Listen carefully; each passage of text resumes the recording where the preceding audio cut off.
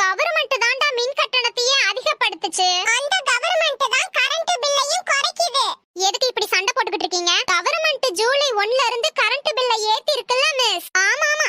ஆனா மணி கவர்மெண்ட் தான் கரண்ட் பில்ல குறைக்குதுன்னு தப்பா சொல்றான். நீ நியூஸ் பார்க்கலையா? பார்த்தேன் மிஸ். அப்புறம் ஏன் இப்படி சொல்ற? கவர்மெண்ட் எவ்வளவு நல்லவங்க தெரியுமா?